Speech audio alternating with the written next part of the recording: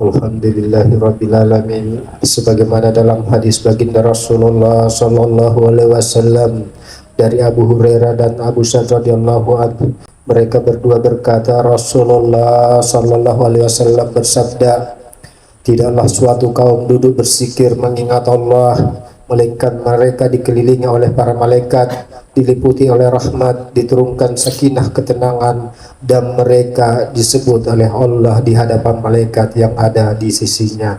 Hadis riwayat Muslim.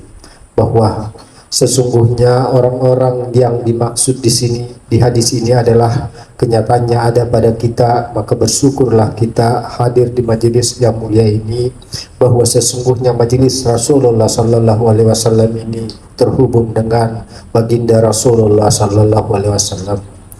Majelis ini adalah menjadi perhatian para malaikat, menjadi perhatian dari Rasulullah sallallahu alaihi wasallam, menjadi perhatian daripada para wali-wali Allah, bahwa sesungguhnya majelis yang mulia ini telah menyata di alam bumi ini, di dunia ini, bahwa sesungguhnya baginda Rasulullah sallallahu alaihi wasallam, bahwa di zaman nanti, di akhir zaman, ada suatu umat-umat yang tidak pernah melihatku, tidak pernah memandangku, namun mereka sangat mencintaiku, dan mereka itulah yang disebut umat-umat yang mulia, dan aku pun sangat merindukan dan mencintai mereka.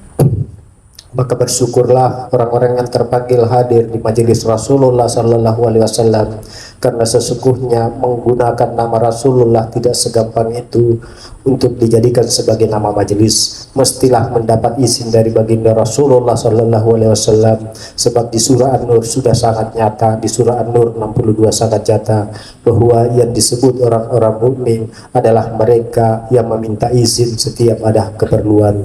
Mereka meminta izin pada Rasulullah sallallahu alaihi wasallam. Maka nama ini sesungguhnya nama yang diridhoi dan sudah mendapat izin dari baginda Rasulullah sallallahu alaihi wasallam.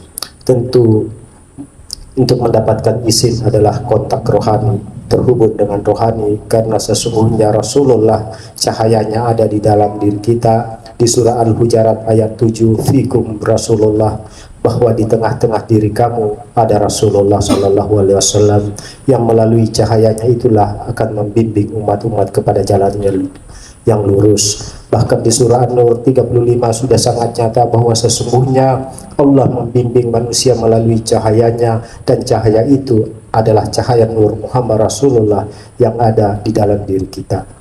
Cahaya itu ada bersama selalu kita. Itulah yang disebut jasmani, rohani, nurani, rabbani. Jasmani, rohani, nurani, nur itulah sesungguhnya cahaya Rasulullah sallallahu alaihi wasallam yang senantiasa terhubung kepada Rabbani, yang senantiasa terhubung kepada Allah. Maka siapa yang ingin terhubung kepada Allah, kepada Rasulullah, mestilah senantiasa mendengarkan atau merasakan kalam-kalam nur yang ada di dalam dirinya, bahwa sesungguhnya nurani tak pernah berkata bohong, nurani jujur, nurani adalah suatu hal yang senantiasa memberikan nasihat, peringatan, dan kabar gembira bagi orang-orang yang beriman.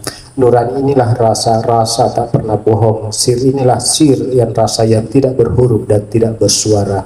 Dia ada tetapi terasa. Dia bukan suatu bentuk yang berbisik, karena yang berbisik itu adalah makhluk. Sementara nurani adalah cahaya Allah yang tiada huruf, tiada bentuk, dan tiada suara, tetapi nyata adanya, terasa, dan senantiasa menasihati kita.